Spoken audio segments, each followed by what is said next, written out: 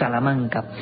Una tierra que tiene costumbre ya en el asunto OVNI. Algunos de los grandes clásicos, un día hablaremos de ellos, el caso de Maximiliano Iglesias Sánchez, caminero y salmantino, como estos testigos, fue uno de los que inició un telediario, para que os hagáis una idea. El telediario de la época, cuando estos temas todavía se consideraban serios en la televisión, ay, qué pena, me entran hasta sudores con pensarlo, pues surgió en Lagunilla, Salamanca, un caso impresionante. Era muy cerca de allí, 11 de junio, algunas personas, diferentes camioneros, incluso se llamaron por radio entre ellos, comentando lo que estaban pasando. Y los compañeros, hay que decirlo, de un programa de madrugada en Radio Nacional de España, pudieron recibir algunas de esas llamadas y supieron ellos que mucha más gente lo estaba viendo. El primero en ir al lugar, el primero en ir con un micrófono de la SER, fue Gonzalo Pérez Sarró. Y esto es lo que les decían a Gonzalo esos asustados camioneros. Creo que es Antonio Pérez Jiménez, Fernando Jiménez. Antonio Fernández Jiménez, camionero salmantino, 11 de junio, nos contaba lo siguiente. Una luz de forma redonda, de gran tamaño, de color verdoso. El tamaño puede ser como del tamaño de una señal de tráfico vista a unos 50-100 metros. Y claro, y lo curioso fue que estamos hablando de este tema y mira lo que va. Pues ya te digo, que una luz verde de bastante tamaño, que dejó ciertos destellos y tras unos segundos, desde que lo vimos bien, desaparece. Y luego, acto seguido, iniciamos ya la ruta y continuamos. Luego, posteriormente a todo esto, me llama un compañero y me dice: Antonio, pon la radio. Y ya pongo la radio y claro, y yo oigo el programa de otros compañeros transportistas y camioneros y demás gente que llamaba a ese programa de radio para decir y para constatar que habían visto algo. Y ese algo era lo mismo que nosotros habíamos visto a las 2:30 de la madrugada, 2:33, más o menos. 2:33, 11 de junio, ya estamos acotando. Investigando en vivo, ocurrió algo sobre la vertical de Salamanca. Incluso ellos veían la catedral de Salamanca iluminada. Carmen Porter, una esfera verde que hace giros hacia arriba. No es la primera vez que hemos escuchado un testimonio de este tipo, ¿verdad? No es la primera vez. Es más, esta misma tarde nos llamó un oyente incluso que me contaba un caso muy parecido. También una luz que emitía pues un potente haz que era también de color verde. Y al oír a los camioneros esta noche, me ha recordado que justo esta tarde otro oyente de Milenio 3 nos lo decía, pero era un caso que había pasado hace ya 30 años. Pues enigmas del fenómeno OVNI, interconexiones ayer y hoy, y de repente lo que están viendo es exactamente lo mismo. Pero si hay una cosa que une a todos los testigos de los OVNIs, una cosa que los hace de una forma hermanarse, sea cual sea el país, sea cual sea la región, es el miedo. La sensación que uno tiene cuando, aunque esté lejos el objeto, sabe que es algo desconocido. Es algo respetable. Estamos hablando de en plena madrugada, afuera de Salamanca, en un polígono industrial, saliendo con los camiones, y un objeto verdoso como la luna llena de grande. Por favor, pongámonos en situación. No una estrella, como la luna llena de grande. Y esto es lo que sintieron aquellos camioneros. Entró una ligera tembladera así de pierna y dije: madre mía, que pasó la luz esa y claro, era algo que no era una simple estrellita, no era un simple avión, y más por el grosor que tenía, la dirección y no sé, fue algo realmente, a mi parecer, ya que yo no entiendo ni soy quien para opinar, pero a mi parecer era algo que desconocido. No te voy a decir en qué porque no lo sé, pero completamente desconocido. La otra realidad, Milenio 3, en la cadena SER. Y quizá yo creo que lo mejor para seguir desfaciendo entuertos, como diría el bueno de don Alonso Quijano, don Quijote de la Mancha, es profundizar un poco más. Quien ha estado llevando con todos ellos, quien ha ejercido como siempre de reportero al límite, ha sido nuestro compañero, yo digo no solo Extremadura, sino Ruta de la Plata, porque es ese mágico lugar que desciende dirección Huelva y asciende dirección Salamanca-Zamora, lleno de misterios, lleno de arqueología. Ahí está, para explicarnos las cosas, Gonzalo Pérez Sarró. Gonzalo, compañero, buenas madrugadas. Buenas madrugadas, sí, que di un saludo a todo el equipo y la familia de Milenio 3. Gonzalo, escuchábamos parte de este testimonio. Parece ser que encima ha habido noches bastante activas, o al menos de observaciones en diferentes puntos. Quizá lo que más interesa, Gonzalo, es saber que parece que no solo en la provincia de Salamanca, sino en diferentes puntos concretos a la misma hora, las personas iban comunicándose y denunciando que estaban viendo algo extraño, ¿no? Exactamente, tanto en la provincia de Valladolid, en Burgos, la propia Salamanca, y también limítrofes como Vitoria. Esos son los puntos recogidos donde se vio este objeto, esta luz del tamaño, digamos, de la luna llena, parecida de este tamaño, una señal de tráfico, decía el testigo. y que en un vuelo horizontal, ligeramente ascendente hasta desaparecer, vieron esta luz verdosa, de un color verdoso, sobre las 2:30 a las afueras de Salamanca, en el caso de el entrevistado por mí. Gonzalo, ¿tenemos alguna noticia o alguna indicación o algo de ver si esa misma noche, esa misma franja horaria, hubiera habido algún tipo, no sé, de prueba, de anomalía astronómica? Sé que es muy temprano para decirlo porque el caso es hace poco tiempo, pero ¿se sabe algo, podría ser algo, o en algún momento lo identificaron con algo, o parece que de momento hay silencio a ese nivel? Bueno, ellos, como luego escucharemos o dice el testigo, en este caso estaban hablando precisamente por tratarse de la noche que era, pues de temas misteriosos, ¿no? Y cuando acabó el avistamiento de esta bola verdosa, pues ellos comentaron, por buscarse una explicación, si podría ser algún tipo de pirotecnia o de fuegos artificiales que hubiera en Salamanca. Claro, a los pocos minutos o a las horas, cuando escucharon el testimonio de otras personas que muy lejanos en ese punto estaban viendo lo mismo, pues claro, eso hacía un prodigioso fuego artificial que se veía muy lejos de donde ellos estaban. Entonces no podría ser esa la explicación.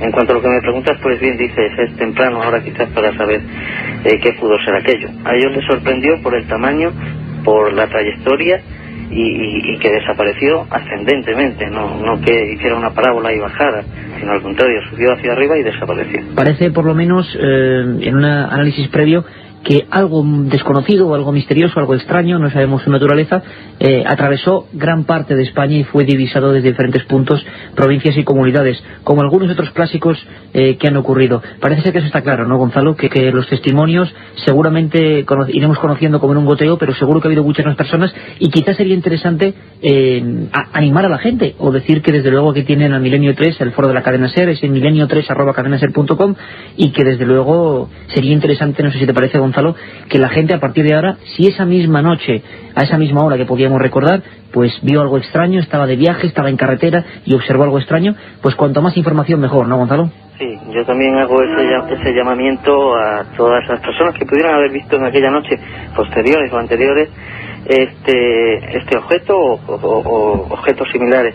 Es decirte, como curiosidad, que había 5 testigos, 4 de ellos lo vieron, el otro estaba en el coche, en uno de los vehículos, entretenido en otra cosa, y cuando salió no lo vio.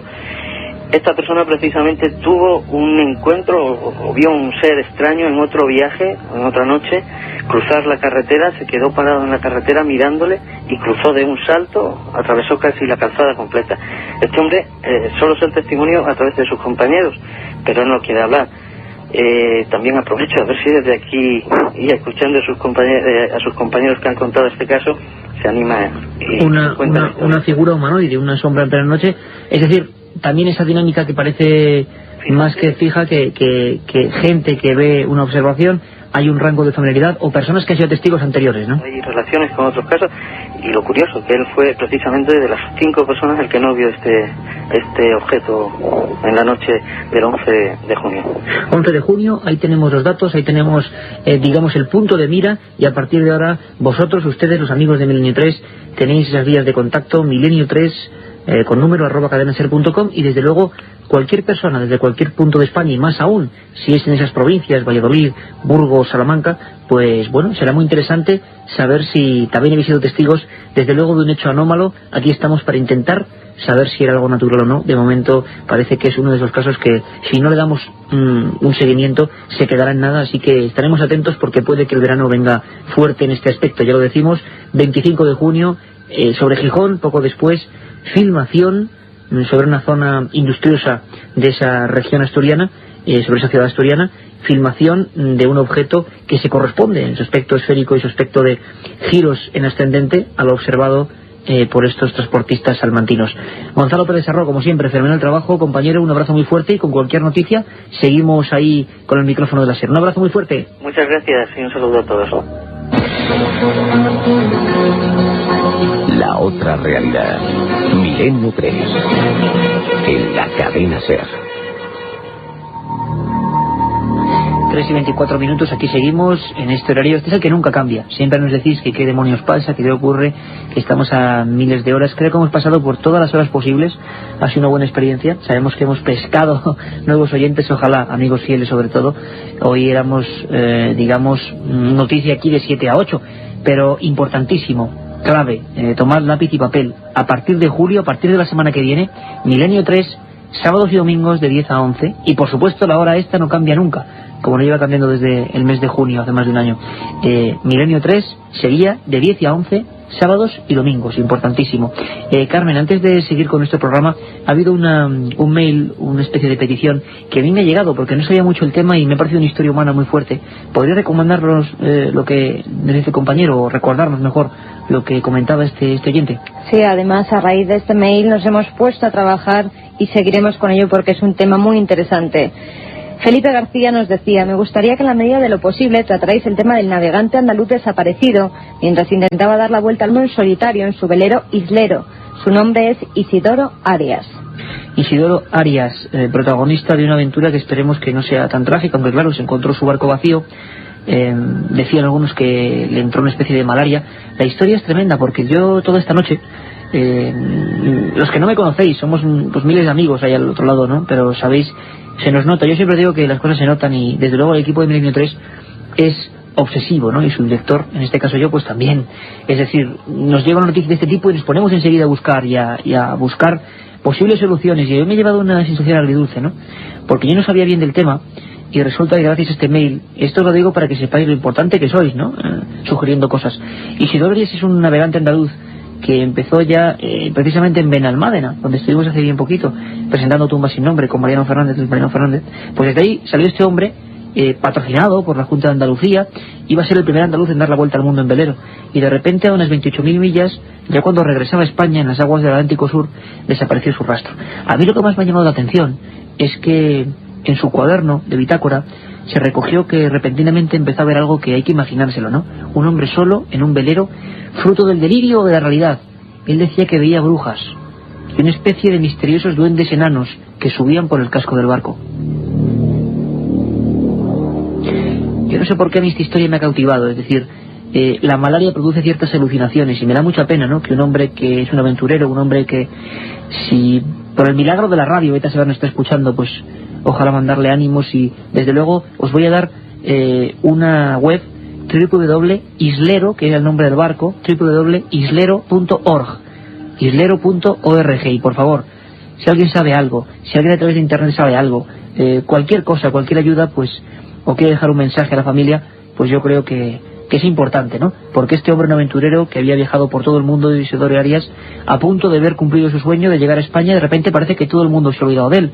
La prensa ya no habla y sus últimos testimonios son terribles. Se encontró el barco vacío, no estaba su cuerpo por ningún lado, parecía que se había dejado recientemente, y sus últimos testimonios son eso: duendes y brujas. Seguiremos informando. Y ahora, por fortuna, esto ojalá se deje en leyenda nada más y sepamos algo de Isidoro Arias, pero hay leyendas trágicas que, bueno, que son parte ya de los pueblos.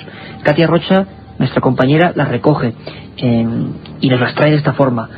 Noche de San Juan, fue hace apenas 7 días, y para no ahogarnos todos la noche, la hemos pospuesto ahora, para que sepamos lo que piensan algunos pueblos y lo que dicen que ocurrió en algunos sitios.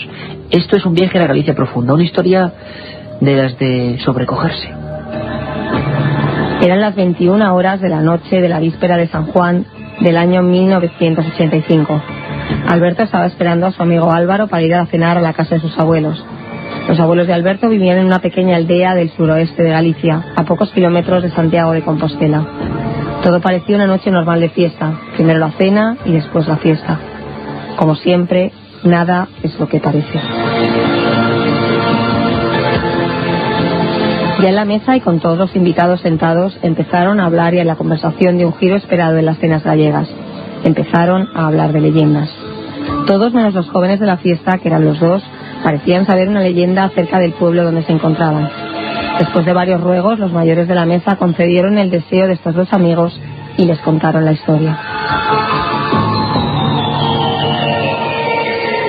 Cuenta la tradición que en el término del Oyal, entre Guardo y Muñeca, y ya en la Peña, hace muchos años existía una cima en la cual, y en cierta época del año, emitía una música que encantaba a las monjas que iban a recoger flores, atrayéndolas hasta el negro abismo donde dominaba una encantadora llamada Sol, que condenaba a vagar por las profundidades subterráneas a las jóvenes capturadas. Únicamente se rompía su encantamiento y salían al exterior la noche de San Juan, en el cual, mientras duraban las 12 campanadas, las veía cortar flores como antaño a la luz de la luna y aprisionaban a las personas que se encontraban en el camino, dejándoles inmóviles al mirarles con sus ojos perdidos, y les arrancaban las uñas de las manos y los pies para después depositarlas sobre las flores cortadas y finalmente les abrían en canal ofreciéndoles sus órganos aún calientes a su ama Sol. Pasado el tiempo, la encantadora murió y la gruta se hundió, sepultando a todos los seres que allí habitaban. En su lugar queda hoy esa andada denominada El Oyal.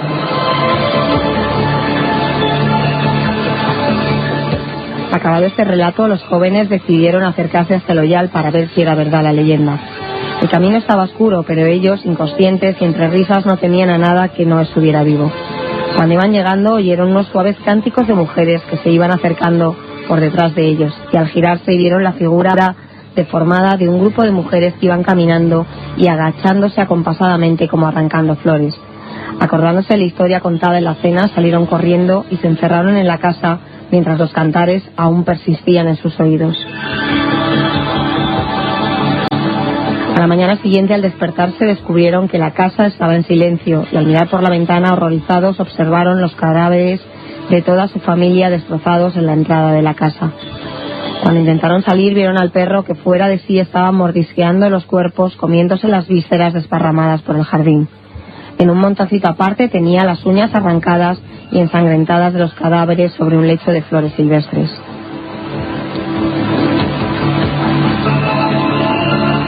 Ya ha pasado una semana desde la noche de San Juan de este año, pero recuerden esta historia para no bromear el año que viene.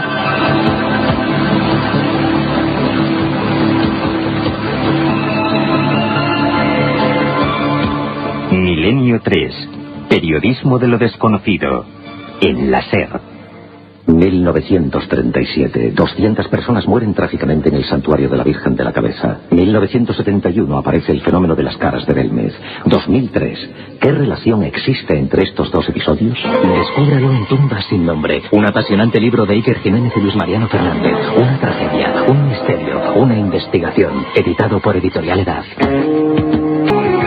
Milenio 3 con número @cadenaser.com, líneas abiertas. Estamos recibiendo todos vuestros mensajes tan importantes a veces que nos ponen en marcha de una aventura a veces también, y valga la redundancia, triste, como es la de aparentemente este navegante andaluz al que le deseamos lo mejor. Estamos ya en 30 de junio y ya os adelanto que precisamente en esta fecha ocurrió una de esas cosas clásicas para siempre en la historia de los misterios y a la que dedicaremos, como no, un programa monográfico. Pasaron muchas cosas el 30 de junio, Carmen, de otros años y otras épocas. En 1109, doña Urraca es proclamada reina tras la muerte de su padre Alfonso VI. 1860, publicación del primer número del periódico vaticano L'Osservatore Romano. En 1908, misteriosa y gigantesca explosión que devastó unos 2.000 kilómetros cuadrados de bosque en la Siberia central, en un lugar llamado Tunguska. En un primer momento se piensa que es debida a un meteorito. Acordaros del nombre, muchos lo pedís. Un gran especial sobre Tunguska, la mayor explosión ocurrida jamás en la faz de la Tierra. Nadie sabe lo que es. Millones de árboles haciendo un círculo. Ocurrió en el lugar más remoto de la Tierra, en la taiga siberiana. 1934. Hitler liquida la facción extremista de su partido, la CSA, cuyo jefe Ernst Röhm y sus principales colaboradores fueron ejecutados en la llamada Noche de los Cuchillos Largos. Ya en 1968 entra en funcionamiento la primera central nuclear española, en Zorita, Guadalajara. 1998. Se queman todos los documentos sobre el caso Nixon. Y ya en el año 2001, a las 4:10 de la madrugada, un ovni de unos 200 metros de diámetro y forma cilíndrica fue observado por decenas de personas en el sector de La Sana, a pocos kilómetros del desierto chileno de Calama.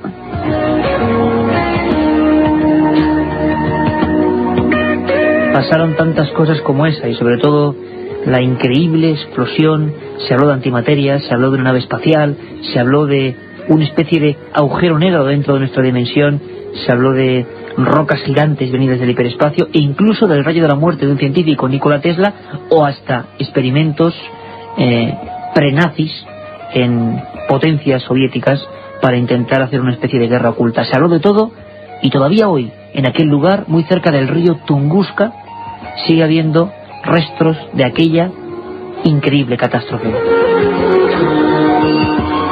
Otro gran clásico podría ser, casi al nivel de Tunguska, la Cueva de los Tallos.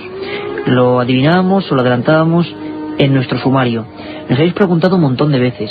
A mí se me quedó el detalle de que Neil Armstrong, ni más ni menos, dicen que cambió su conciencia radicalmente. Todos los hombres que han salido al espacio, algunos como Fernand, Edgar Mitchell o Neil Armstrong, se han convertido en apasionados del misterio, como si tuvieran una apertura de conciencia. Yo pienso que ver nuestra propia Tierra y lo nada que somos en mitad de la nada, pues realmente le hace a uno coger otra perspectiva. Armstrong lo primero que hizo fue dirigirse a este lugar. Se hablaba de leyenda realidad, de túneles que surcan la zona de Ecuador y que conectan con otras partes del mundo. Y se hablaba de una extraña civilización que dejó planchas de diversos materiales, de una especie de biblioteca secreta. Vamos con nuestro viajero particular, con Carlos Barroso, a saber qué se esconde en la Cueva de los Tallos.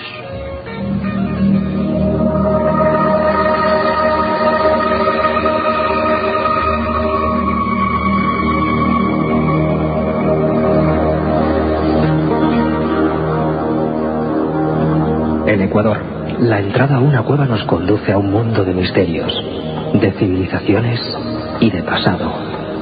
La Cueva de los Tallos es un auténtico mundo subterráneo descubierto en julio de 1969. En esta primera expedición viajaba el explorador húngaro nacionalizado argentino Juan Moritz.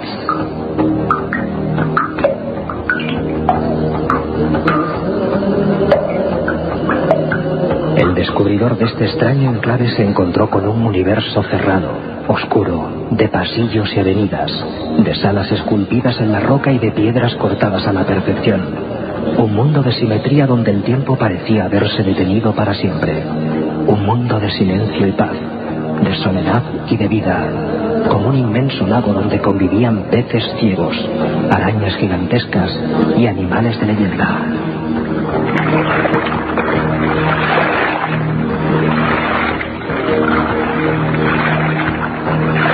Algunos escritores hablan de la existencia en ese mundo subterráneo de una biblioteca de placas de plata con inscripciones y jeroglíficos en las que supuestamente se contaría la historia de la humanidad de una manera que podría revolucionar nuestro propio concepto del mundo. La Cueva de los Tallos, en Ecuador, es un mundo bajo nuestro mundo, un lugar todavía no explorado al completo, un lugar en el que se cree que existió una civilización más avanzada, espiritual y tecnológicamente que la nuestra. Una civilización cuya desaparición sigue siendo, todavía hoy, todo un misterio.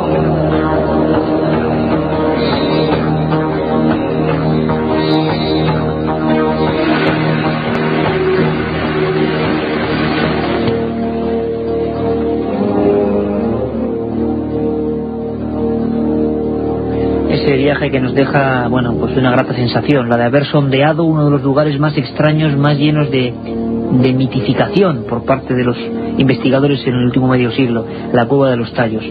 Y sobre la Cueva de los Tallos, lugares como estos, se han escrito muchos libros. Sabéis que, y más ahora que viene el verano, bueno, que estamos ya en verano, que a partir de la próxima semana empezamos lo que es la campaña de verano aquí en Milenio 3 en la cadena SER, pues qué mejor que apilarse de unos buenos compañeros como son los libros, ¿no? Algún sabio decía que el libro es ese amigo que nunca te falla, y de esos hay muy pocos. Vamos a abrir las puertas de la biblioteca y a disfrutar, como siempre, de dos adquisiciones, una antigua, un incunable, y otra que seguro que todavía podéis encontrar. La biblioteca de Milenio 3.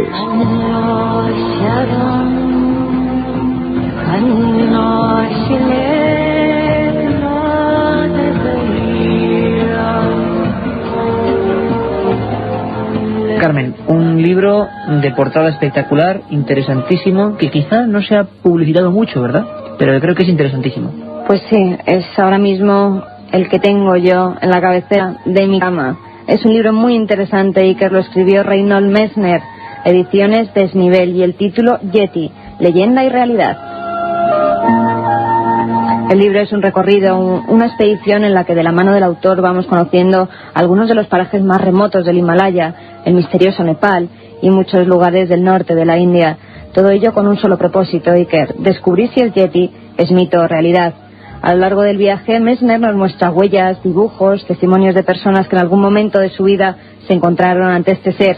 Además, hay un cuadernillo central. Magnífico, unas fotos impresionantes. Unas fotos a color realmente impresionantes de todos los viajes que realizó en busca de este mítico ser. Pero lo más curioso es que además nos narra en primera persona su encuentro con uno de ellos. Ocurrió en una tarde de verano de 1986, en el transcurso de una expedición al Himalaya. Ese día el aventurero se encontró con lo imposible, y así nos lo cuenta. Te voy a leer sus palabras. Me quedé parado, con la respiración contenida. Seguí aquella masa oscura. Resultó ser una figura gigantesca, con 2 piernas. Por un segundo, el ser que tenía enfrente permaneció inmóvil. Luego dio media vuelta y se esfumó en la oscuridad. Desde ese día, Iker Messner ya no duda en asegurar que el Yeti no es una leyenda. Una apasionante historia del aventurero. Messner, uno de los más importantes exploradores del mundo, que al final acaba concluyendo que es una especie como de cánido, mitad oso, mitad perro, una cosa muy rara. Y bueno, él argumenta su historia, pero que desde luego no es leyenda, quizá un animal críptido, un animal propio de la criptozoología. Hay un montón de amigos, Carmen, yo me quedo un poco asombrado, cientos de mails que nos preguntan temas que ya hemos tocado, pero que ya hemos tocado hace 2-3 meses. Quiere decir que hay un montón de gente que se está sumando a la aventura de Milenio 3. Uno de los que más nos piden es el Yeti. Bueno, yo quiero recordaros que estuvo Luis Miguel Domínguez, el naturalista que fue a perseguir al Yeti a la zona de Nepal. Estuvo César Pérez de Tudela confesándonos cómo fue su encuentro con el Yeti, el más famoso escalador y explorador español. Estuvo Fernando Iglesias de Trasglove Films en esa expedición que quería hacer en busca del Yeti. Bueno, yo solo os digo que este verano, en este doble horario, sábados, domingos a las 10 y de 3 a 4, aprovecharemos para recordar algunos también buenos momentos, minutos, fracciones, para recordar temas porque ya han sido tocados. Pero no dudéis que en asuntos como este, de las criaturas extrañas, volverán a protagonizar muchas noches de Milenio 3. Y yo tengo aquí el incunable de un personaje curioso, peculiar. Se puede decir que se está a favor, en contra. Yo lo considero un amigo, un hombre sarcástico, ácido, pero que ha sido pionero en muchas cosas. Tiene un nombre concreto, Sebastián Arbonés, pero todo el mundo le conoce como Profesor Darboux. Él mismo dice que es el teacher, y la verdad es que yo tengo una simpatía especial por el personaje. El profesor Darboux, desde luego, no es ningún cualquiera. Os doy un dato. Hizo un programa que se llamaba La Otra Dimensión, y lo hizo en esta casa, en la cadena SER, en 1975. Se emitía primero desde Barcelona y luego desde Madrid. El primer programa a nivel nacional centrado en parapsicología, fenómenos extraños, misterios. Fue premio Ondas aquel año. Y Sebastián Arbonés, el profesor Darboux, nos hablaba en este pequeño libro, en colección Plaza Janés, Otros Horizontes, de la verdadera historia del viaje al más allá. Y es que Darboux, prolífico donde los haya, no solo es investigador, hipnólogo, psicólogo, sino que incluso fue director de cine, es director de cine, y hizo una trilogía, la única en España, sobre fenómenos paranormales. Es curioso, pero ahora Alejandro Amenábar, tantos otros, bueno, pues siguen esa senda. Pero el primero fue él, el profesor Darboux. Y una de sus películas, era otra época, otros medios, evidentemente, fue El viaje al más allá. Contaba historias que no les he escuchado, como La autoestopista fantasma. También un caso de posesión que fue real en Zaragoza, con el padre Francisco de Paula Solá. Habló de varias cosas. Por ejemplo, la película acababa con un caso de poltergeist. En 6 partes se explicaba en este libro qué casos reales habían originado aquella película. Fotografías impactantes, algunas de ellas increíbles, muy difícil de encontrar. Se publicó hace 18 años. La verdadera historia del viaje al más allá del profesor Sebastián Arbonés. Así que, Carmen, 2 buenas recomendaciones, ¿no? Este libro de Darboux, y el tuyo era Yeti, leyenda y realidad, de Reinhold Messner.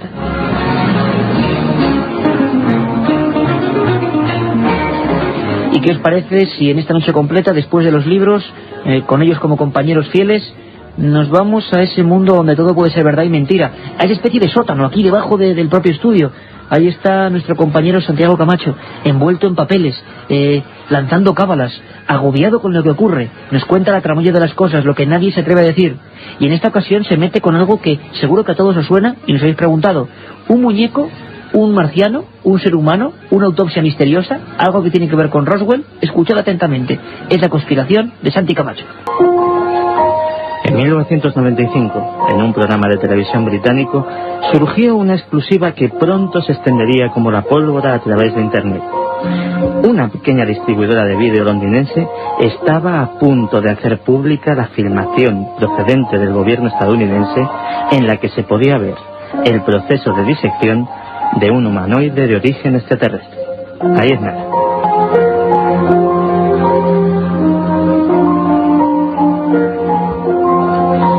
Precedido de una expectación que ya quisieran para sí los mayores estrenos hollywoodienses, en agosto de 1995, en más de 30 cadenas de televisión de otros tantos países, se pudo ver la hoy infame autopsia de Roswell. 20 minutos de filmación, en blanco y negro, en la que dos presuntos cirujanos practican la autopsia de un bípedo que encaja más o menos con la imagen de un extraterrestre.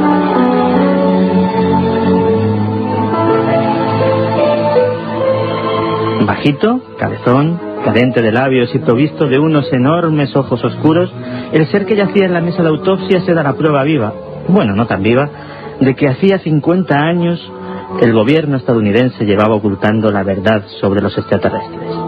No obstante, todo era demasiado perfecto. ¿Estábamos ante un nuevo fraude? ¿Uno más de los que ha sufrido la ufología desde sus orígenes?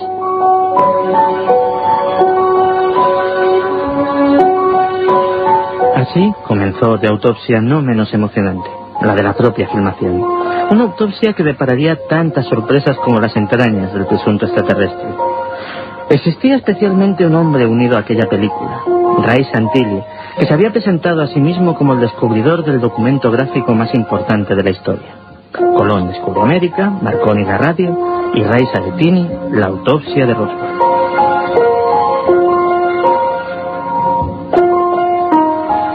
Al parecer, Santilli descubrió esta filmación en 1992 o 93, la historia cambiaba a menudo, cuando él buscaba imágenes inéditas para un documental sobre Elvis. Y conoció a Jack Barnett, un antiguo cameraman del ejército estadounidense que había robado una copia de la autopsia.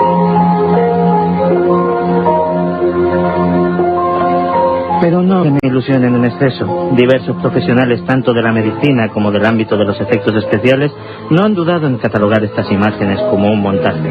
Eso sí, realizado con extraordinaria profesionalidad y medios. De hecho, el ufólogo británico Philip Mantle pudo incluso localizar el equipo y el lugar de Reino Unido, muy lejos de Roswell, donde se llevó a cabo el fraude. Jack Barnett ni siquiera existía, pero las pistas apuntaban a que Santilli pudo tener un extraño cómplice en su elaborado timo.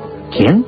Ni más ni menos que la Fuerza Aérea Estadounidense, embarcada en un nuevo intento de desinformación para alejar al público de la verdad que se encierra tras el misterio de los ovnis, sea esta la que sea.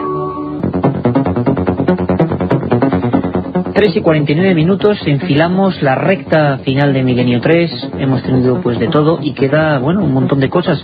Cuando nuestro lugarteniente Carlos Nicolás nos pone esta sintonía, significa que llegan las noticias.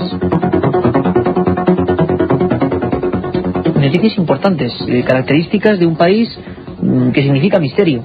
Os adelanto, compañeros como Francisco Contreras o Luis Mariano Fernández o Manuel Delgado, buenos amigos todos ellos del programa, van a estar por esas tierras, tanto julio como agosto, así que todas las novedades que ahora vamos a contar nos las narrarán en primera persona y desde la tierra de los faraones. Y es que, Carmen, parece que hay nuevos intentos para desentrañar misterios dentro de la Gran Pirámide. Un equipo de arqueólogos escalará en diciembre la Gran Pirámide en busca de indicios sobre la finalidad de unas puertas misteriosas que bloquean dos estrechos túneles abiertos en una de sus cámaras.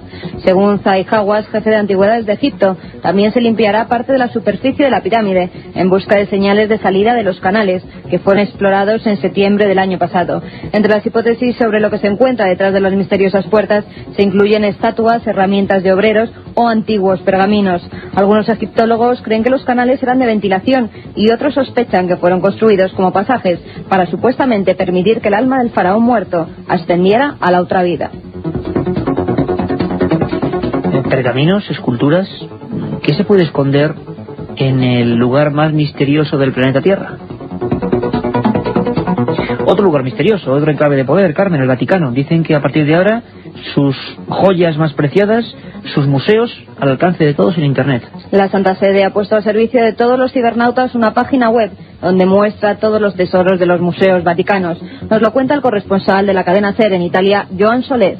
3 millones de visitantes al año que pagan su entrada en los museos vaticanos aportan los mayores ingresos a las cajas del pequeño Estado. Ahora, además, sus obras maestras pueden admirarse por Internet o por los teléfonos de última generación y es posible adquirir en línea reproducciones o souvenirs.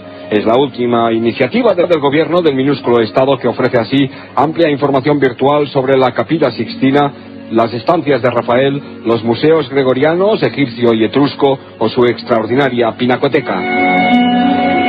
Las obras conservadas en la Pinacoteca Vaticana ofrecen un amplio panorama del arte, en especial italiano. Pero en todo caso, ninguna visita virtual puede sustituir el encanto de recibir información directa de los guías, como estamos reproduciendo, de observar las grandes obras y de recorrer personalmente el entramado de pasadizos, salas y escaleras, en las que en otros tiempos se forjaron alianzas, se tramaron conspiraciones o se vivieron desmanes de algunos papas, algo que el usuario no hallará conectándose al sitio de los museos vaticanos en la web vatican.va.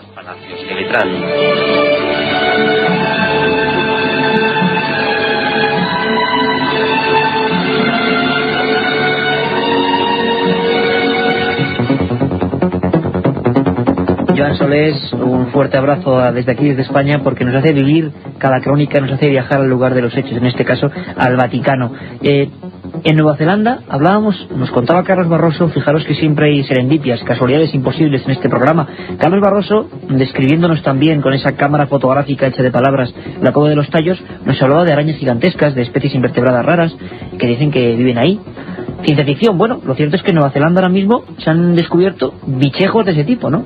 Un equipo científico que llevó a cabo una expedición en las profundidades del mar de Tasmania ha descubierto nuevas especies marinas, entre las que se encuentra una araña marina gigante y camarones blindados, además de algunas especies que se creían extinguidas. Según ha informado el Instituto Nacional de Investigación Acuática y Atmosférica de Nueva Zelanda, los expertos fotografiaron más de 500 especies de peces y 1.100 de invertebrados marinos, entre ellos esponjas y un tiburón con espinas. Hay que dedicar urgentemente un programa al abismo. Ya os acordáis cuando estuvimos ahí buscando al calamar gigante que vimos parte del abismo. Pero es que yo creo que estos sí que son extraterrestres. Un tiburón con espinas y una araña marina gigante, como para encontrarse con ellos. Y por último, Carmen, ofrecen en Chile, un país azotado por mutilaciones de ganado, recompensa por ni más ni menos que el chupacabras. Ante los cientos de casos de mutilaciones de animales que se están produciendo en Chile, la semana pasada en el programa de televisión La Ley de la Selva se ofreció una recompensa de 500.000 pesos a quien capture al chupacabras. Los expertos hicieron un recorrido por los ataques que se han producido en los últimos meses y se centraron en el último de ellos, ocurrido en la localidad de Buin, en el que 32 aves fueron halladas muertas. Además se mostraron huellas que habían sido recogidas en yeso. Se dieron los resultados de algunos análisis realizados sobre pelos encontrados en una verja metálica y se efectuó un estudio forense de los animales muertos. Bueno, el chupacabras, un mal de nuestro tiempo, una leyenda urbana. Bueno, veremos qué ocurre, si eso da algún fruto. De momento ahora, cuando quedan 5 minutos, nos vamos con esos mails que habéis enviado a milenio3@cadenaser.com.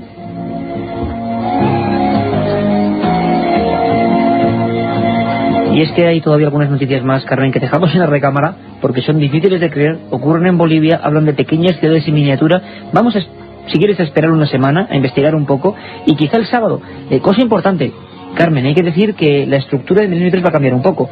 Sábado, magazine, con un montón de secciones, de cosas, de viajes, de historias, de biografías. Domingo, el monográfico, un tema a tope, con documentos. Y siempre de madrugada, importantísimo, ese 900-100-800, a partir de la semana que viene, con sorteos de libros y vuestra hora, la hora de los oyentes. Así que yo creo que se presenta un verano lleno de radio, lleno de misterio, lleno de amistad.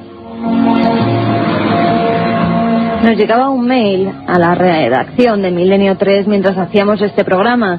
ahora, hace escasos minutos. Lo firma Kiko.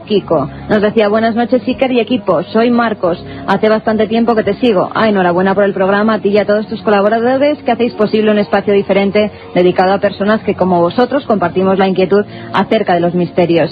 Me pareció escuchar la otra noche que a lo mejor se organizaría una alerta OVNI este verano. ¿Qué podemos decirle sobre ello, Iker? Bueno, que ojalá podamos. Ahora sí que tenemos un horario más o menos compatible, pero yo juntaría varias horas. Vamos a hacer algún especial, porque yo creo que las alertas OVNI, personalmente soy un poco incrédulo en torno a ellas. No creo que porque nos juntemos a ver el cielo se vaya a ver un OVNI, pero sí que es una experiencia de comunicación increíble. Y las alertas OVNI nacieron aquí en la cadena SER, con Antonio José Ales y con su equipo. Y yo quiero tener de nuevo ese equipo. Lo que sí vamos a hacer es tener ese equipo y, ¿por qué no?, volver a poner en marcha aquella historia desde aquí, en el nuevo milenio. Siempre es bueno explorar los cielos, Iker. Otro mail que nos llegaba nos dice: hola, me llamo Cristian Cabezas, soy de Sabadell. Me gustaría que un programa lo dedicaseis a los presuntos casos de brujería de la antigüedad. Seguid así y nunca cambiéis. Bueno, tú hiciste un reportaje sobre Zugarramurdi, ¿te acuerdas? Yo quiero deciros que ahora una de las novedades, por ejemplo, de los sábados en Milenio 3 van a ser viajes por España. Viajes, rutas concretas, y algunas de ellas tocarán temas como la brujería, el megalitismo, las antiguas tradiciones. Vamos a intentar este verano conocer mejor nuestro propio país. Alberto Hernández nos escribía y nos dice: hola, y ante todo, muy buenas noches a todo el equipo que formáis Milenio 3, en especial a ese profesional que es Iker Jiménez. Bueno, Alberto. Antes de nada, esto te va a sonrojar, este mail. Me presentaré, mi nombre es Alberto, tengo 20 años y vivo en Valladolid. Escucho Milenio 3 desde que comenzó. Tengo que decirte, Iker, que eres mi ídolo. Este año comenzaré a estudiar periodismo y me encantaría poder trabajar como tú lo haces. ¿Algún consejo que darle, Iker? Pues, Alberto, que toda la suerte del mundo, que aquí tienes unos amigos, que cualquier sugerencia será bien recibida y que sin duda te metes en la profesión más bonita que existe, toda la fuerza del mundo, porque sabemos que ese espíritu lo tienes para estar ahí y para seguir adelante. Sé muy bien por qué lo digo, Alberto, tú también lo sabes. Un abrazo muy grande, compañero, te consideramos uno más. Juan Ramón Menéndez nos dice: estimados amigos, me gustaría que en un futuro tratáis el tema sobre aquellos que han regresado de la muerte. Hay un libro cuya lectura me sorprendió, Vida después de la vida, de Raymond Moody. Sí, claro, el clásico, Carmen, Raymond Moody. Pero ¿qué os parece si tenemos un programa especial con médicos españoles que hoy en día en hospitales están experimentando este tipo de cosas? Yo recuerdo siempre a un buen amigo, por cierto, Carmen, le tengo que llamar. Te ha dejado varios mensajes. Sí, tienes toda la razón. El doctor Enrique Vila, del Hospital de la Macarena de Sevilla, gran amigo y compañero, un médico pionero que lleva haciendo estudios sobre esos episodios extraños de un supuesto túnel en el umbral de la muerte, pero es un doctor prestigiosísimo. Hablaremos y conoceremos todo su archivo de caso. Desi desde Huelva nos dice: hola, querido equipo de Milenio 3, desde hace tiempo me asalta una duda, ¿es posible realizar psicofonías en una cinta que no sea virgen? Bueno, dicen que sí, pero claro, imagínate, una cinta que no sea virgen puede ser cualquier grabación, sobre todo no se ha grabado voces. Hombre, habitualmente, y sabemos que somos bastante escépticos, pero los que saben de psicofonías dicen que, por favor, micrófono aparte, aislamiento total y precintadas las cintas, es decir, completamente nuevas. Roberto Estrada nos pide que hagamos un monográfico sobre el código secreto de la Biblia. Bueno, código secreto de la Biblia, os prometo sorpresas. El señor Drosnin, ese periodista que hizo este tremendo bestseller, dice que el tema del 11S estaba escrito ahí en la Biblia.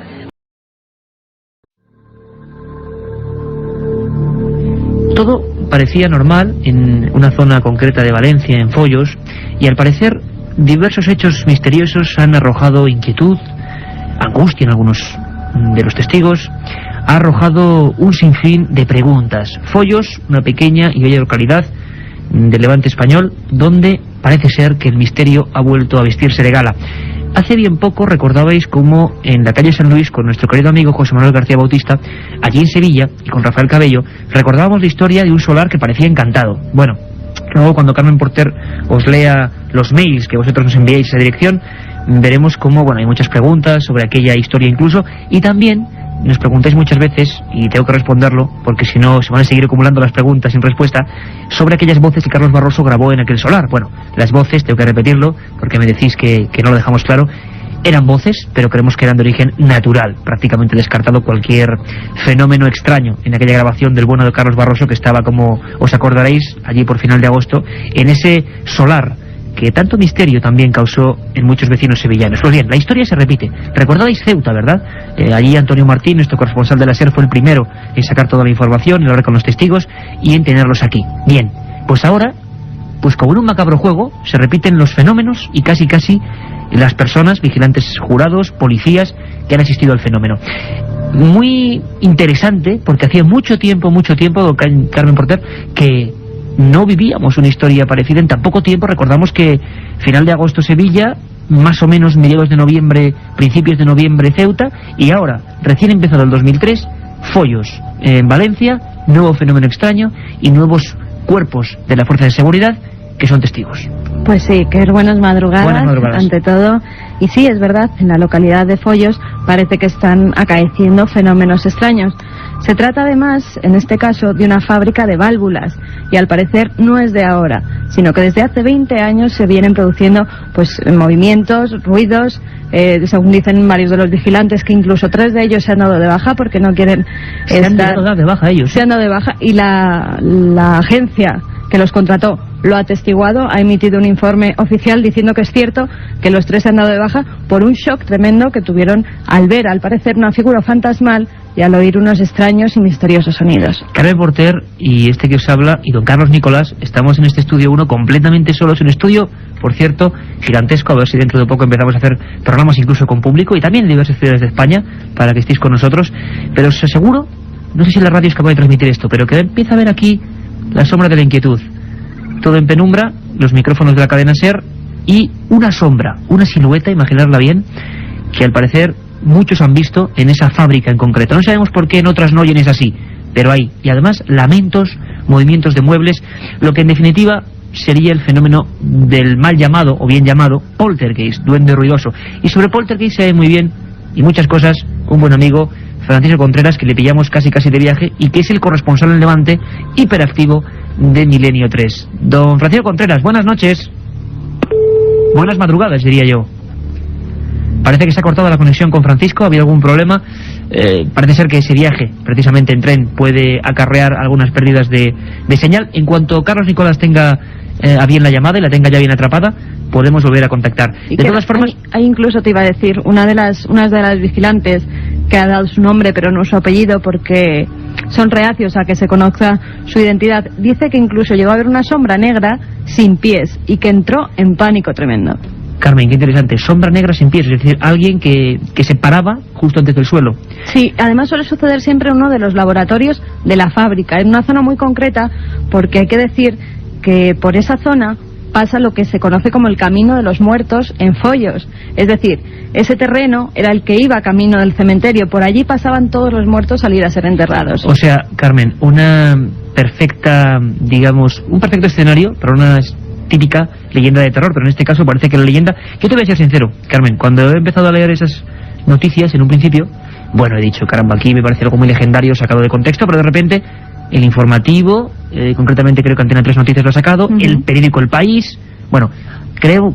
Don Carlos Nicolás me dice que sí, me asegura que sí. Vamos a ver si los móviles nos hacen jugar malas pasadas y las líneas telefónicas y los saldos no son propicios. Y tenemos ya a nuestro querido amigo y compañero Francisco Contreras, que sabe muchas cosas de este misterio en Valencia. Francisco, buenas madrugadas. Buenas noches, Iker, buenas noches, Carmen, buenas noches a todos los oyentes de Milenio 3 en pleno viaje en busca del misterio, para variar, como siempre.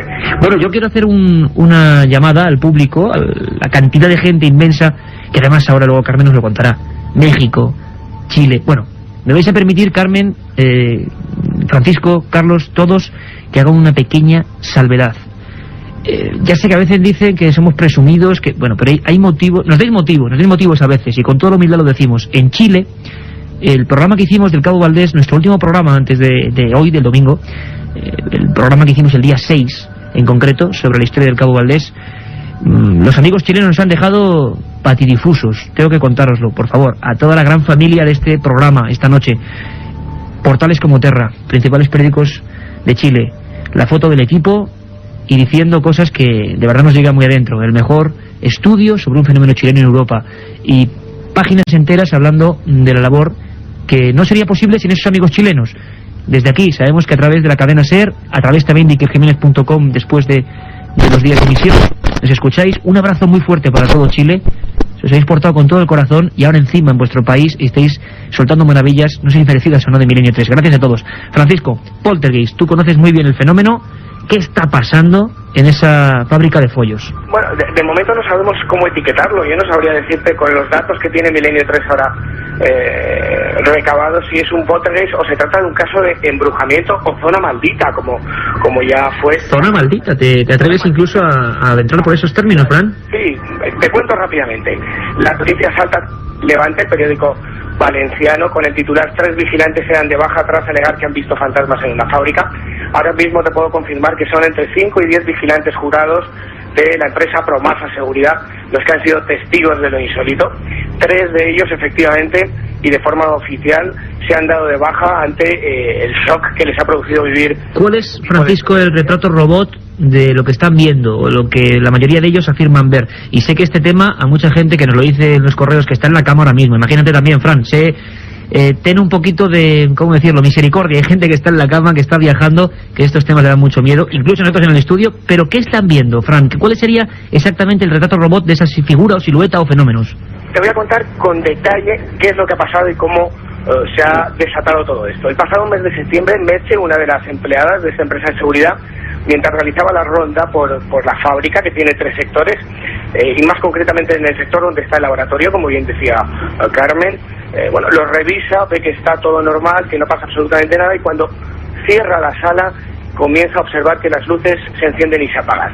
Estupefacta, vuelve a entrar en la sala y de repente ve como una figura espectral, una sombra que flota en el aire, que parece estar levitando y que, según ella misma ha comentado y ha dicho ya en diferentes medios de comunicación, no tiene piernas, no tiene pies, se le presenta. Aterrorizada llama a la Benemérita, a la Guardia Civil, que se presenta... O sea, que hay parte a la Guardia Civil, de nuevo como en Ceuta con la policía. Efectivamente, es el primer expediente X de este 2003, el primer caso, gran caso de lo paranormal de este año. Tremendo. Se presenta a la Guardia Civil, hace una intervención, hacen registros, acordonan la zona y no encuentran explicación lógica a la experiencia. Este es el detonante por el cual se filtra en 48 horas a la prensa, pero comienza meses antes, concretamente en el mes de julio, Iker, Carmen, cuando Merche entra en esta empresa de seguridad y con un compañero suyo, con Jesús, comienza a ver o a experimentar una serie o toda una amalgama de fenómenos extraños. Ahí estarían, Francisco, los sonidos, el movimiento de muebles. Un momento, Francisco, porque es importante llegado a este punto. Y yo creo que has puesto a los cientos de miles de amigos de Milenio 3 la carne de gallina con la descripción que acabas de hacer. Y encima tenemos voces y tenemos testimonios. Carmen Porter, con todo el equipo, con Katia Rocha, con Carlos Barroso, ha estado trabajando en el asunto toda esta tarde. Nos pillaba casi en la cadena SER, pero Milenio 3 sabéis que intenta, por lo menos, a veces lo conseguiremos, otras no, estar siempre donde está la noticia, donde pasan las cosas y ocurre el misterio, está la cadena SER y está Milenio 3. Carmen, tenemos declaraciones de guardias jurados, ¿verdad? Pues sí, tenemos la declaración de un vigilante que no ha querido en ningún momento que se diera a conocer su nombre, no ha querido identificarse, dice que por razones obvias, porque teme que además la gente se ría de él al ser este caso. Y esto era lo que nos decía el primer testigo que se encontraba en aquella fábrica. Dije haber visto sombras y una imagen bastante difuminada, pero una imagen que se está asomándose a una de las ventanas y dice como atraerlos. Uno está en la garita y dice el compañero que incluso la radio se le ha encendido sola sin estar conectada. Creo que la imaginación ahí pues deja un poquito ya de jugar. Fenómenos que incluso parece que alteran algunos elementos eléctricos que disponen esos guardias jurados, que están completamente aterrorizados, y como decía Francisco Contreras, ya entre 5 y 10 son testigos, incluso 3 de ellos por lo menos han presentado la baja. Pero también el propio Jesús García Palanca, uno de los testigos... No, y que antes tenemos un testimonio de Jesús García, que es un vecino de la fábrica. Es que hay un Jesús García testigo y un Jesús García Palanca, no tiene nada que ver. García Palanca es el policía del que después también oiremos su declaración, y que hizo declaraciones anteriores que también os voy a comentar, muy interesantes. ¿Ahora quién escuchamos, Carmen? Ahora vamos a escuchar a Jesús García, que es un vecino de la fábrica, y nos cuenta el momento en el que llega allí, se persona la policía. Una noche, pues, que al salir de casa, pues lo único que vi fue que había Guardia Civil. Y digo, ¿qué pasará ahí y tal, no? Claro, y al llegar allí te comentaron pues que había un fantasma. Guardia Civil, como nos comentaba nuestro compañero y corresponsal de Milenio 3 en Levante, Francisco Contreras, y parece ser el primer expediente X auténtico del 2003, sea lo que provoca esos fenómenos. Y tenemos, por último, Carmen... a Jesús García Palanca, ahora sí, que es el policía municipal que se presentó allí ante la llamada de una guardia del jurado que, histérica por el pánico, por lo que había visto, pues llamó a la policía, y Jesús García Palanca es el primero que se persona allí con un coche. 25 años en la policía, pues bueno, yo no he visto nada, concretamente, y sí, ruidos sí, pero para mí son ruidos conocidos naturalmente.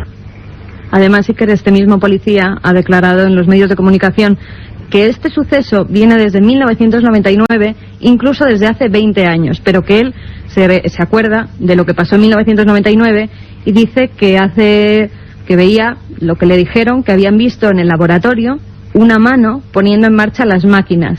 Las máquinas de la fábrica. ¿Las máquinas se habían puesto solas, Carmen, o que habían visto físicamente una mano? Que habían visto físicamente una mano que ponía en marcha las máquinas. Son palabras textuales del policía. Francisco, estamos hablando de una mano espectral, vamos a llamarlo así.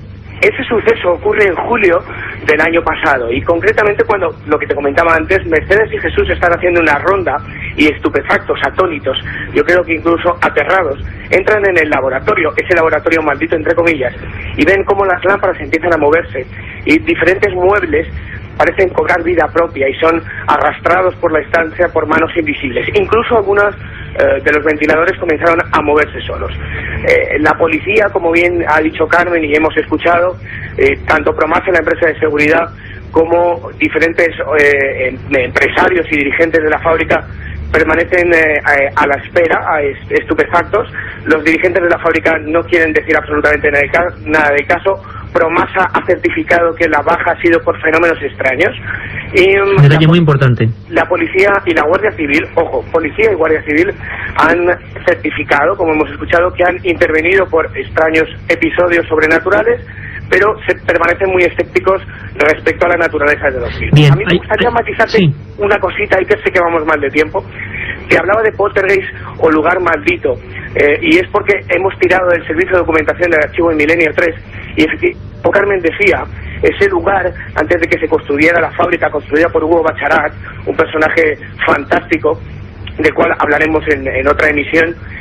No, Francisco, una cosa importante, perdona que te corte, pero una cosa, estamos haciendo todo esto en vivo, entonces yo creo que si tú, compañero, sigues recabando toda la información, porque hay suerte en el sentido de que en tu zona está ocurriendo algo muy importante, es muy probable que el siguiente Milenio 3 o las siguientes ediciones las dediquemos a emitir en conexión desde allí con todo lo que está ocurriendo. Hombre, y voy a adelantar, pero la intención que tengo y que tenemos y que Milenio 3 trabaja así es estar allí y que sean los propios oyentes los que vivan el misterio como nosotros, ¿no? Porque Francisco, tenemos algún problema de recepción en el móvil, te dejamos descansar, pero con, entre amigos por supuesto, la orden, entre comillas, de recopilar toda la información, estar al cabo de la calle como tú haces siempre, compañero, sacar esos documentos. Parece que lo que yo, humildemente os lo digo, lo que a mí en un principio me parecía un cúmulo de habladurías o bueno, que no había nada de base, parece que sí, que incluso hay una empresa que certifica esas bajas por fenómenos extraños y que hay cosas como hacía mucho tiempo que no se describían, esas figuras en pies o esa mano espectral. Gracias, compañero Francisco, e intentamos con todo lo que tú consigas estar en Valencia y hablar desde allí con todos los datos. Carmen. No oíamos muy bien a Fran, pero ha dicho un nombre, Hugo Bacharat, y precisamente es pues al que le dan el que puede ser el presunto fantasma, si es que este existe. Es el difunto del promotor del polígono industrial La Yutera, que es donde se encuentra el edificio, esa fábrica de válvulas hoy en día. Entonces se cree que el espectro, el fantasma de Hugo Bacharat, puede ser el que provoque todos estos fenómenos. ¿A ti te parece, Carmen, que si todo esto, si Francisco consigue más documentos, si vosotros, todo el equipo, nos ponemos a trabajar, puede ser un tema impresionante? Porque parece que la Guardia Civil, que la policía, de alguna forma está siendo testigo. Sí, además ha habido alguna muerte más extraña por la zona. Nos documentaremos y haremos un especial, ¿te parece? Fenomenal. Perfecto trabajo, Carmen Porter, don Francisco Contreras, al que le hemos tenido que dejar y seguir el viaje. Seguro que desde ya, desde las 3:23, conociéndolo como lo conocemos, se pone a trabajar en busca del misterio, y la semana que viene, aquí, lo mejor. 3, con Iker Jiménez, en la cadena SER.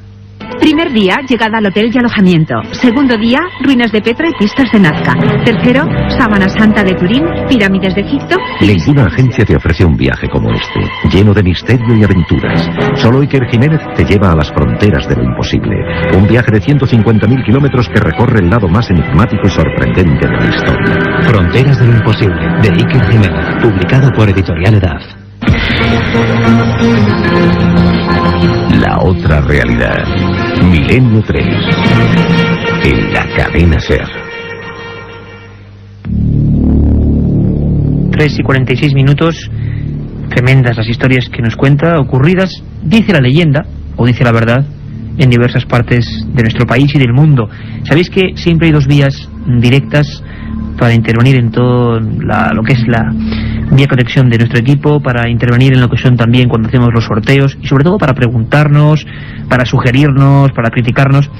Siempre hay una cosa que hacemos, aparte de repetir milenio3@cadenaser.com, y también ese contestador 915324532, 915324532, que además tiene la misma preferencia siempre que lo que son los mensajes. Siempre, como decimos, hay una cosa importante, que es la pregunta que elegimos, porque son muchísimas las que llegan. Elegimos una siempre, Carmen, para intentar de alguna forma bucear en los archivos, en nuestras investigaciones, y como siempre digo, intentar dar una respuesta o acercarnos a ella. Esta vez hemos elegido la de Óscar Santiago Rey, que nos escribe desde Pamplona y nos dice: hola, equipo de Milenio 3, sigo vuestro programa desde hace un tiempo. Uno de los programas que más me ha impresionado es el del denominado Caso Valdés, y nos pregunta: ¿el caso del Cabo Valdés podría ser una de las muchas maniobras de los gobiernos para desacreditar el fenómeno OVNI? Pruebas de gobiernos. Esto se puede entender en muchas perspectivas, ¿no? Se supone también, y esto nos ha contado muchas veces, que en ocasiones servicios de inteligencia, servicios militares, que han hecho muchas cosas, buenas y malas, han intentado trabajar en el fenómeno OVNI o hacer creer a personas que eran víctimas del fenómeno OVNI. Esto lo denunció un astrofísico y escritor muy importante, Jacques Vallée, y sobre todo lo hizo en torno a un caso que ya está repleto y sepultado por el olvido. Vamos a recordar en esta respuesta al oyente qué contaba Vallée, qué tenía que ver con los servicios de inteligencia o el gobierno, y por qué se hablaba de un ovni y de un hombre secuestrado aparentemente por ellos.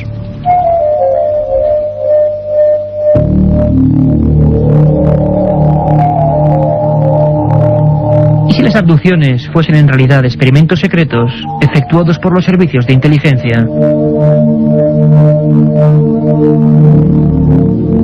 Muchos lo sospechaban desde hacía tiempo, pero el primero en preguntárselo públicamente fue el prestigioso astrofísico y escritor Jacques Vallée, en su magnífico libro, nunca traducido al español, llamado Revelaciones. En él detallaba sus investigaciones en torno a un caso espectacular y turbulento, ocurrido el 26 de noviembre de 1979, a un joven francés llamado Frank Fontaine. Una de las pocas veces en que una persona era presuntamente raptada por un ovni, y varios testigos observaban la escena.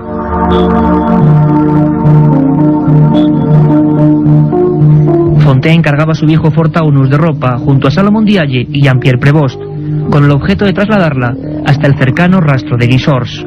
Eran casi las 4 de la madrugada.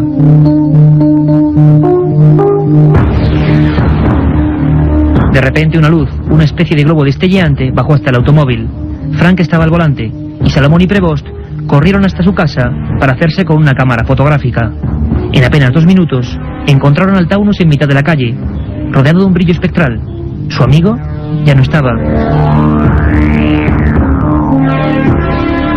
Durante 7 largos días, toda la gendarmería francesa de la población parisina de Cergy-Pontoise y todos los periódicos europeos, incluidas cabeceras tan prestigiosas como Times, Le Monde y el Corriere della Sera o El País, se hicieron eco del que llamaron encuentro en tercera fase más impactante del mundo. Una semana después, sin saber cómo ni de dónde regresaba, Frank se presentaba en la puerta de su amigo Salomon Diaye. No recordaba nada. Para él estaba en el mismo instante en el que la luz apareció. La gendarmería, encabezada por el comandante Cochereau, negó la posibilidad de que Fontaine estuviese escondido en lugar alguno.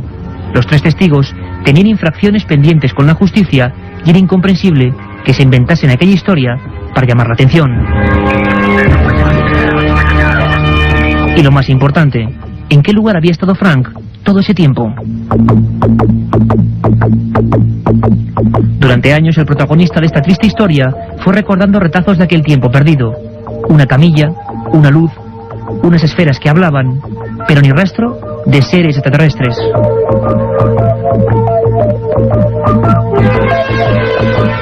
Jacques Vallée, tras una profunda investigación, contempló la posibilidad de que Frank hubiese sido capturado por los servicios de inteligencia franceses e insertado en estado de prehipnosis en algún lugar donde se le hubiesen provocado diversos síntomas lumínicos y palabras que iría recordando muy poco a poco. Era la forma perfecta de calibrar el enorme impacto social ante la presunta abducción de un ser humano. Con el tiempo, diversos servicios de inteligencia han demostrado la perfecta posibilidad de que Frank quizá nunca hubiese estado a bordo de un ovni, sino en un lugar igualmente frío y extraño, oscuro y hostil, pero terrestre.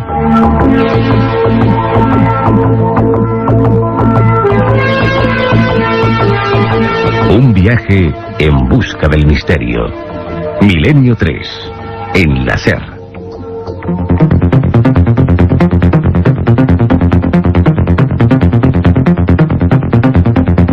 Esta música, después de la tremenda historia y olvidada historia de Frank Fontaine y Jacques Vallée, y el ovni, o los ovnis, y los supuestos seres humanos trazando extraños experimentos, llegan las noticias. Noticias interesantísimas esta semana, Carmen Porter. Pues sí, comenzamos por Chile, como decíamos antes, y con los Moais. La agencia chilena responsable de conservar y vigilar los monumentos nacionales está investigando los llamados Moais, exhibidos en la Galería Kronos Art de Miami, ya que el gobierno de Chile nunca ha autorizado que estas piezas salgan de la isla. El arqueólogo Mario Vázquez del Consejo de Monumentos Nacionales ha declarado que cabe la posibilidad de que las cabezas de piedra sean reproducciones talladas por un nativo de la isla de Pascua y que no se trate de las míticas figuras que fueron hechas hace varios siglos para representar a los dioses y jefes tribales de la isla. Según la ley chilena, todos los objetos históricos de la isla de Pascua pertenecen al gobierno chileno desde 1925. Para que las piezas de la Galería de Kronos fuesen consideradas propiedad privada, tendrían que haber sido adquiridas antes de ese año. Por su parte, el coleccionista Hernán García de Gonzalo Vidal, propietario de las piezas, aseguró que uno de sus tíos recibió las estatuas en 1912 por su labor en favor del desarrollo de la economía local y su ayuda en la construcción de un hospital y un museo. Lo único que se sabe a ciencia cierta es que la agencia chilena va a enviar a Miami a un experto para examinar las piezas. No se sabe exactamente cuándo se hicieron, pero están ahí y hasta en el 2003 siguen siendo motivo de misterio, esos moai, esas cabezas gigantes de la isla de Pascua. Hay un libro que está causando furor en Estados Unidos, un libro arriesgado. Un día hablaremos de este tema, pero ahora lo adelantamos.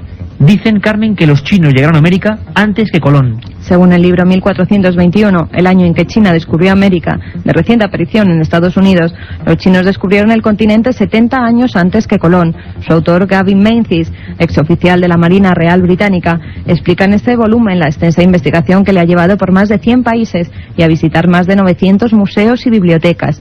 El libro se basa en la expedición de un legendario almirante chino, Zheng He, que el 8 de marzo de 1421 partió con una flota de 800 juncos y con una tripulación de 1 millar de hombres en cada uno de ellos. Su misión era llegar hasta los confines de la tierra para recabar tributo de los bárbaros más allá de los mares y así unir al mundo. La travesía, según Menzies, duró 2 años y en ese tiempo exploraron partes de África, del norte y sur de América, Australia y Nueva Zelanda e incluso la Antártida. A su vuelta a China, el país estaba sumido en un gran caos económico y social, por lo que los barcos fueron destruidos y con ellos los diarios de sus viajes. Ya sabéis, 1421, no sabemos cuándo este libro llegará a España. Una teoría apasionante. Alguien antes de Colón estuvo en América, vino de otro continente para descubrirla. Y parece que no solo fueron estos chinos, sino muchos más. Un día hablaremos de ello.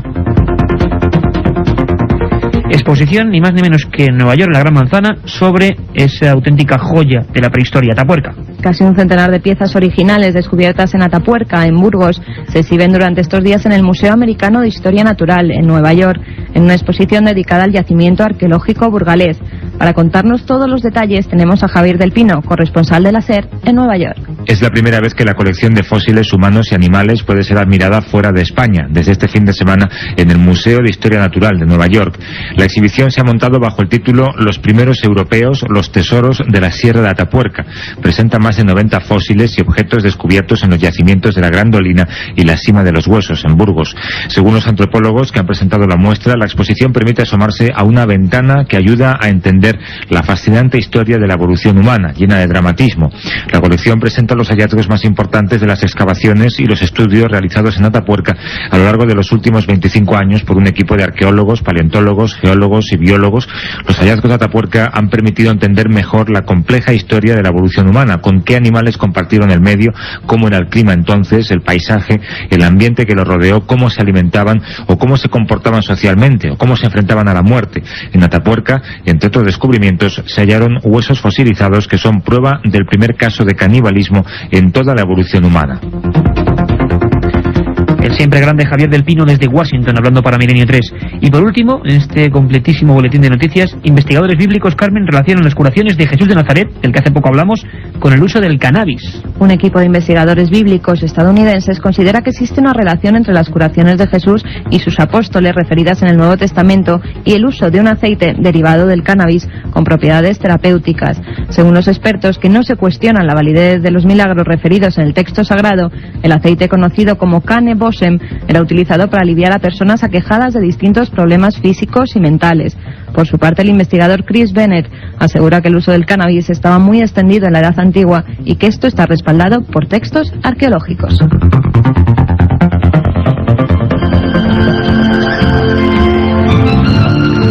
Noticias sorprendentes, ¿verdad que sí? En Milenio 3, el cannabis y Jesús de Nazaret, vaya relación más explosiva, cuando menos. Estamos en la recta final, estamos disfrutando haciendo radio, tenemos que decíroslo. Espero que sea un resentimiento recíproco con vosotros escuchándonos. Cuántas cosas, ¿verdad?, en tan solo una hora. Y para rematar vuestras historias, vuestras peticiones, el mail milenio3@cadenaser.com. Carmen, nos han llegado, bueno, nos han inundado esta semana. Sí, y muchos con un asunto que a ti te va a dar un poco de vergüenza. Felicitaciones a Iker Jiménez por su cumpleaños. Eso es una... Que fue el viernes. Desde aquí agradecemos muchas gracias a todos, ¿verdad? muchas gracias a todos. Y además, sobre todo, amigos de México, Chile, muchos países. Y bueno, emocionante. Nombrabas México. Desde allí nos escribe Sandra.